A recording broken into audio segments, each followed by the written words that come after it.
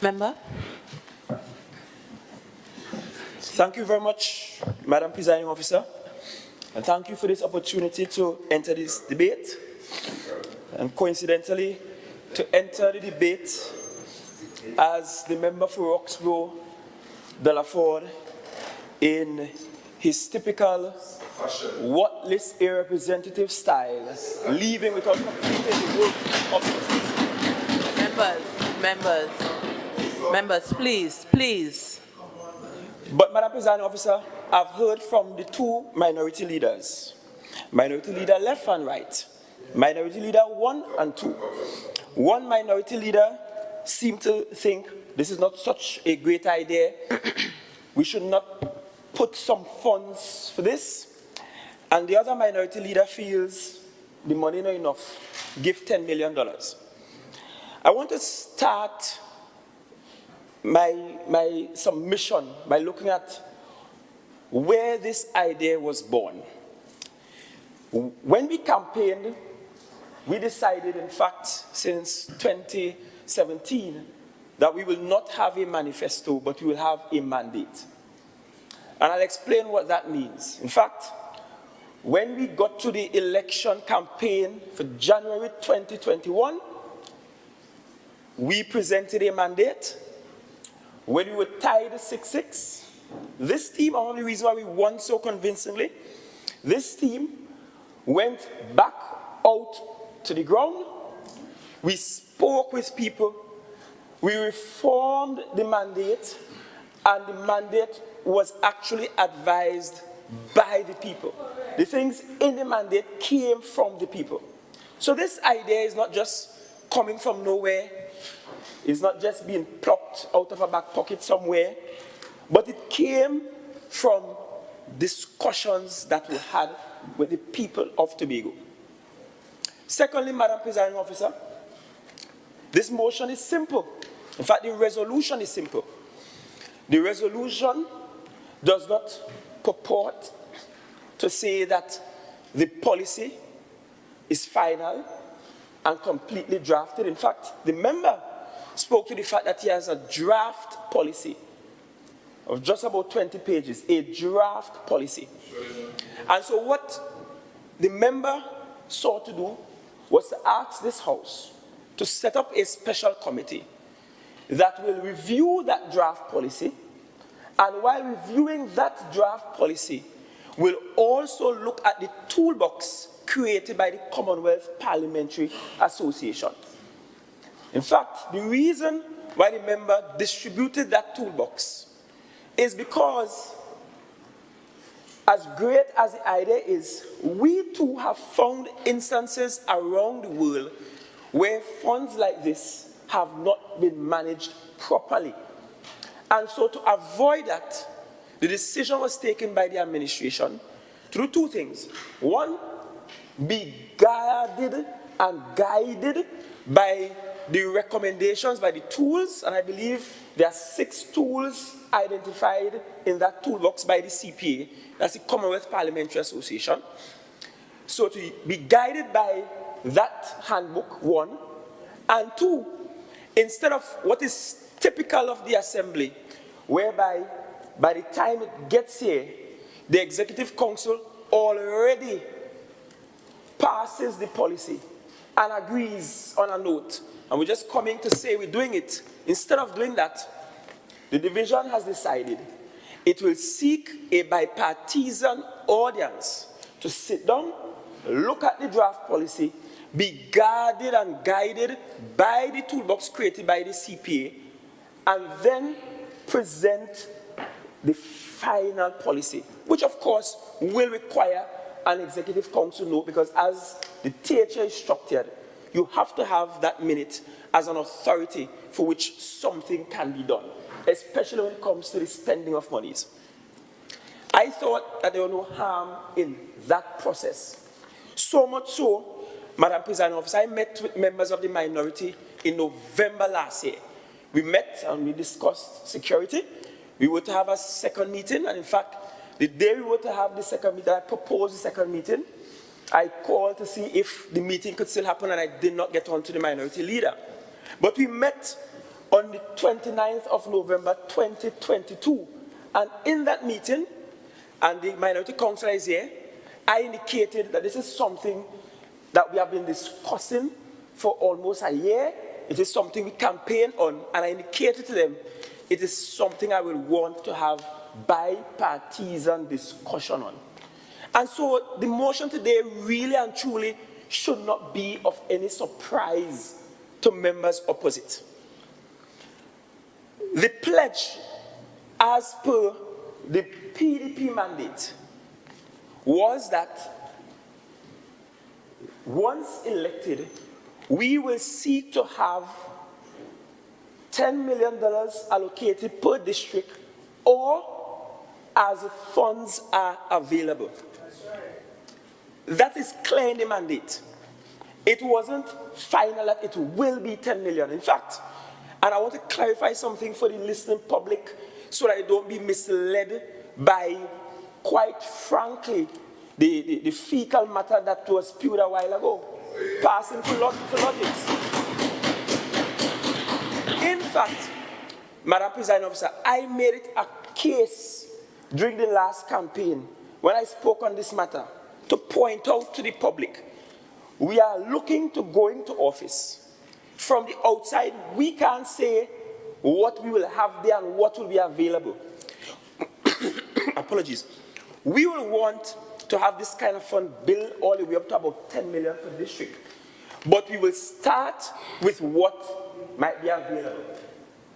And that's why in the motion, the member said no less than 150,000. In fact, after the team, the bipartisan team meets and they discuss the thing and they look at the thing, they may come back and say, look, we have to find some more money, you know.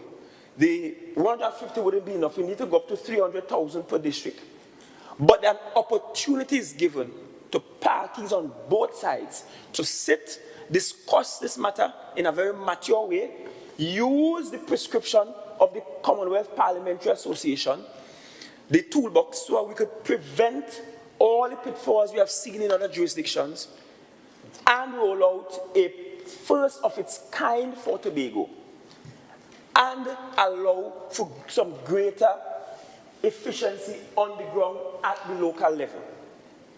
Further, Madam Presiding Officer, I want to hasten to point out that Minority Leader 1, he referenced countries like India and so on who have this program. He said it's only third world and developing and poor countries that really have this. I mean, the truth be told, India isn't qualified as a poor country anymore.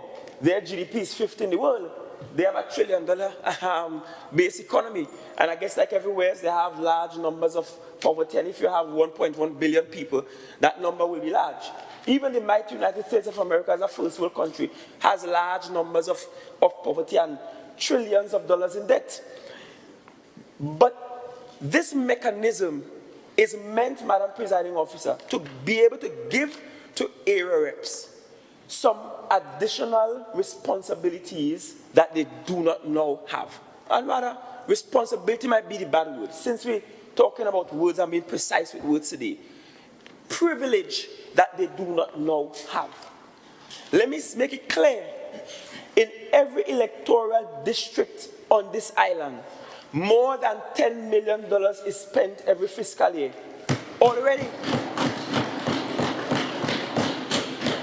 So the area rep for Roxborough Argyle, to make it appear as if $10 million isn't spent in his area, must be ludicrous. In every district, more than 10 million is spent. When you look at how much has been spent for road infrastructure, for drainage, for patching, for the schools, when the school roofs leaking and that to be changed, where that money comes, that is being spent in the district. When you look at the books, the technology being instituted in the schools, more than $10 million as we speak is spent in every single electoral district. And that should not be confused, Madam Presiding Officer, muddied with what is being attempted here. What is being attempted here is to relieve some of the pains of area representatives for now and in the future. I like to govern considering if the shoe was on the other foot. And I know what it is to be an area rep over there versus an area rep over here. I know what it is, Madam Presiding Officer, to have a salary of just over $11,000 as a minority assemblyman, and out of that having to buy some books to somebody, help with a school sports, help with uniform there, be able to go and help somebody, just get some cement to cast a little ramp somewhere, paint a place. I know what it is to do that. I know it is to spend long hours in my office in Speyside, calling hither, yonder, begging everybody, trying to get a little hamper here or there, get something here, and everybody telling you no, no, no, no, no. I know what it is, Madam President Officer, and I'll tell my business now. I know what it is before now. I mean, now I'm married, I can't do that. My wife might cut off my head. But I know what it is to run to the bank, take small loan, because I feel like the work in the district not getting done fast enough. I'm not talking about the big jobs. Because this fund is not envisaged for the area rep to employ people, for the area rep to go and build a highway. That's not what the fund is for. The fund is one going to help to generate and regenerate that spirit of volunteerism on the island. The fund is meant that the community has some access. I want to listen to the member for New Grange, Better New Grange. He spoke about formulating district councils, pulling together all the community-based organizations. And I heard Minority Leader 2 from Roxborough talking as though he did not hear that. Pulling together the community, pulling together your district, having them meet with you, having them say, look, this is what we have for the year, that we could do some projects. What are we going to do? Maybe we have Miss Marjorie down the road, you know, because of gangrene, they slice off one of the foot. She now can't enter, she has a wheelchair. It's some steps. We will apply through this fund. Apply through this fund. And when we receive and we get the materials, and as a community, we can go out and do the work. Volunteerism. In fact, the fund, and I think someone misinterpreted what the member said when he said, while the area rep has directive over how the fund is used, the area rep does not have the fund in his or her possession. So I don't want anybody to go away thinking that we are conceiving a policy where an area rep will have directly to his hands $150,000 to go withdraw and spend as he wishes. That's not what this fund is about. And that's why the member also spoke about ensuring when applications are done to get stuff like, let's say for example you need some cement and some bricks, so do a quick thing for somebody and you're applying, you're required to have your quotations and so on submitted along with a formal application process that will allow accounts to do their due diligence. In terms of time frame, and that's a legitimate question, I believe, because we don't want to set this up as a way to bring social relief to people and then a whole year pass and you can't get it. In fact, I will be most annoyed if that is the case, because that would then be a waste of the area rep's time, a waste of the district council that has to be formed out around the area rep. It will be a waste of everybody's time. And so I believe when the special committee meet, they can work out a mechanism by which within a space of no more than 2 weeks that the requests of the community can be facilitated. Whether it is a request to get some stuff from a hardware, get some stuff from a sports store, get some stuff from a bookstore, or as the case may be. I want to point out, though, that the issue of liability will continue to be borne by community development. Because in listening to the member, I'm sure I heard the member spoke about community development being in charge of the fund and in charge of its use. So the liability won't rest with the area rep, but with the division that has to procure the things needed by the district.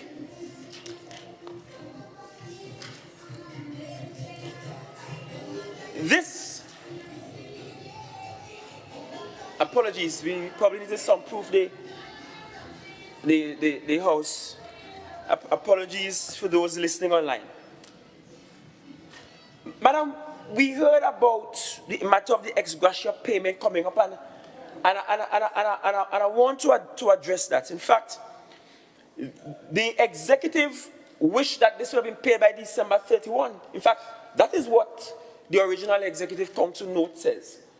The accounting staff across the divisions are the ones who asked, in fact, begged, they said, no, please, we're begging, we need some extra time. We can work for the month of January. And we said, okay, we work with your timeline. The promise for the ex-gratia was never $10,000. It was never ever $10,000. I don't know where that came from. It was $1,000, and it will be the $1,000. Further, Madam Presiding Officer, the member, the Arab for Roxborough, Argyle, pointed out that the only ex-gratia that was paid was those promised by Trinidad. And let me point out how that was paid.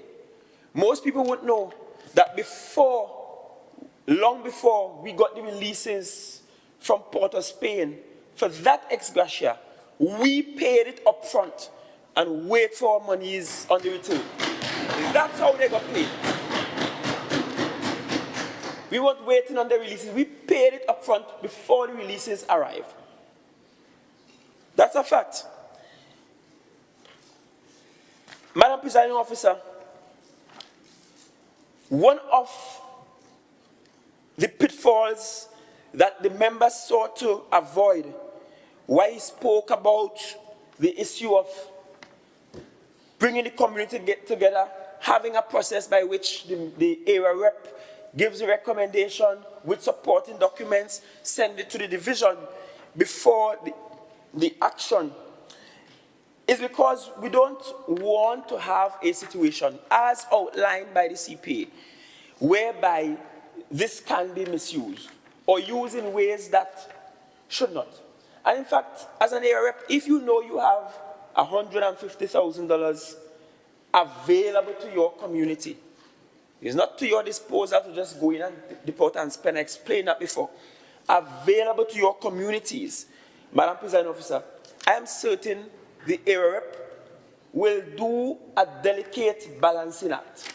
Meaning, you won't use that $150,000 to see about funeral expenses when there exists a social program treating with funeral expenses for those who are absolutely in need. And the area more than likely would balance and juggle the thing. The question of why 150,000? Should it be more? And as I explained earlier, when the bipartisan committee meets, when they look at the thing, when they explore the draft policy that the division prepared, and we didn't prepare that policy, the workers in the division pulled that together for the executive. The workers in community development pulled that together for the executive. We said we are not going to just approve that policy. We prefer a bipartisan committee meets, explores it, interrogates the thing, look at all the possible pitfalls. We threw into the mix the toolbox from the CPA to allow the process to be guided properly. And on that basis, Madam Presiding Officer, if when that bipartisan team meets, they make a recommendation that the starting figure for that fund should be a little larger. Let's say a little larger. Because it certainly won't be $10 million per district, a little larger, then that is something that we can, in fact, consider. But we are simply asking two primary things. That one, this House considers forming a bipartisan committee to review the draft policy and be guided by the toolbox created by the CPA. And let me say, Madam Presiding Officer, this House of Assembly is in fact a parliament. This is, by definition, a parliament. It is just called the Tobago House of Assembly. The Tobago House of Assembly is a parliament. What we have at Red House is also a parliament. And as a T.H.A, we have participated and continue to participate in programs run by the Commonwealth Parliamentary Association. So it is not strange that the CPA is being used as a reference point for guiding how this bipartisan team will look at this matter. I am prepared, Madam Presiding Officer, to ask the team, subsequent to the draft that will be done by the bipartisan committee, after they look at the first draft, to the bipartisan committee make the recommendations. I am prepared, Madam Presiding Officer, to even put this out to the wider public for more conversations, in whatever form, for more conversations on what that should be and what that can look like. The idea, Madam Presiding Officer, is that this fund is not meant for the area to go out giving people work. It's not meant for the area to go and build highways. It's not meant for the area to go and replace the executive, as I point out, in every district. Contrary to how the area for Darrell Spring, Wimfields, in every district, I'm certain we have spent more than $10 million already in works, already. The fund is not meant for that, but the fund is a very good starting point in bringing Tobagonians back to that place of volunteerism. Madam President, you know how much savings the T.H.A will have. For example, I'll give you an example. The jetty on the mainland in Speyside needs some upgrade works, some paint. And you know what I said to the division? I said, I don't want us to come in and paint no jetty, you know. I much prefer we get the paint and I call out the village council and we go out there and paint the thing myself. Get the right type of paint for us. If you want to go send your engineers or whoever to come and make sure we paint the thing properly. That kind of volunteerism saves money. Because at the end of the day, it saves us from having to contract somebody to do those services. Why should it T.H.A contract somebody to assist the elderly to have a little entrance to go into their house, or to contract somebody to go and just beautify a park and paint a park? Those are works that can be done by the community and can be funded through this fund, which will be held for all of us as area reps at the Division of Community Development. And so, I hope, Madam Presiding Officer, I have provided a lot more clarity. Clarity in stating that, one, all that the division has is a draft policy that has not yet been accepted by the executive, but the executive council desires that the minority join us in a bipartisan way to review that draft while being guided by the toolbox created by the Commonwealth Parliamentary Association.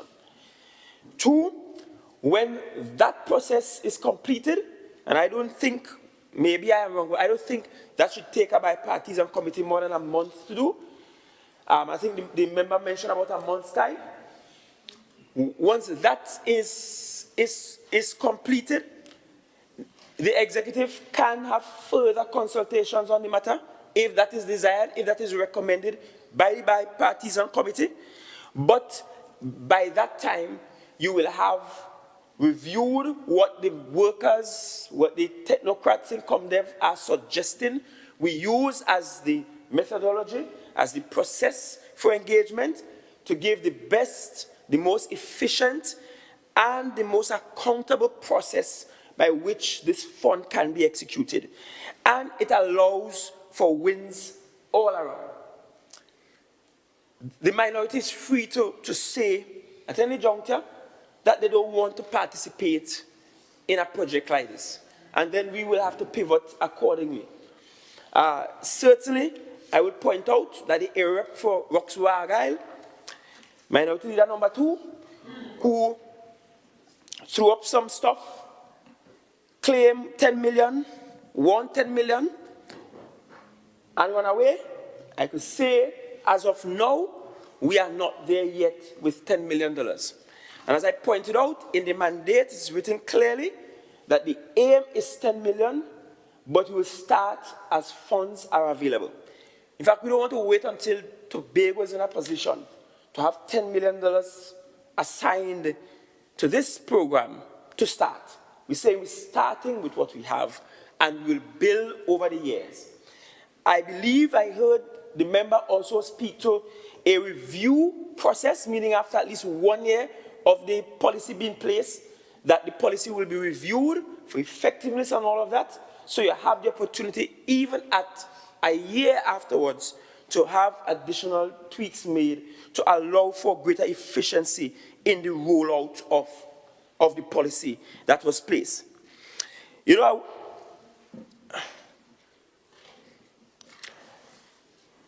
I want to end, Madam Presiding Officer, by pointing out the irony and perhaps the rank hypocrisy of quoting that scripture in Timothy. You see, I learned a long time ago when I was in Sabbath school and I saw the story of the devil taking Jesus on top of that high mountain and telling him to jump off and so on. I learned through that story that even Satan knows how to quote scriptures. And so I've learned a long time that people who quote scriptures themselves and so frequently sometimes are the most laughable ones in the bunch. And I want to point out the rank hypocrisy in this notion of form of godliness but denying the power thereof. Because it's no secret that there was a falling out that happened between the AREP for Roxburgh Argyle and the rest of this team.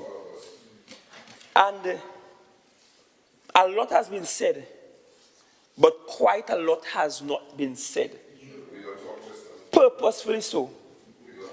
I have perhaps been quieter than I should be amidst all that was said. And I want to point out very clearly that the time for talking will come. And I hope when I begin to speak and to show very clearly that present and imminent threat to Tobago's development, that no one will cry shame on me for speaking that which is truthful. And then we get to see all those who have that form of godliness, who could dress in priestly robes, quote the scriptures, but be as satanic as it comes. Madam Presiding Officer, I hope this is a policy framework that this House can adopt. I hope in a mature way, both sides, majority and minority, can sit on the draft prepared by the workers in community development. The member said it's 20 pages, 22 pages long. Use the toolbox from the CPA as the guide. In fact, it's our desire that that be adopted and that we have the most efficient policy that will allow for this kind of activity to take place. And no, it does not take away from the work every secretary in here must do for the entire island. It does not stop all the big ideas from being rolled out. Madam Presiding Officer, furthermore, it is to ensure that we are not guilty of vertical development and not sufficient horizontal development.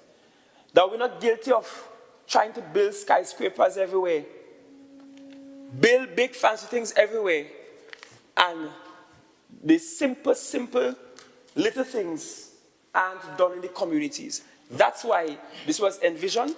That's why this was called for. That's why it ended up in the mandate. That's why we are not projecting it in this House to be considered for us to create and form the policy. And yes, policy is not law in and of itself. Law is a tool by which you carry out policy. policy can be created without a law being assigned to it. And of course, that adds to the autonomy argument, the autonomy question, which we will not get into now.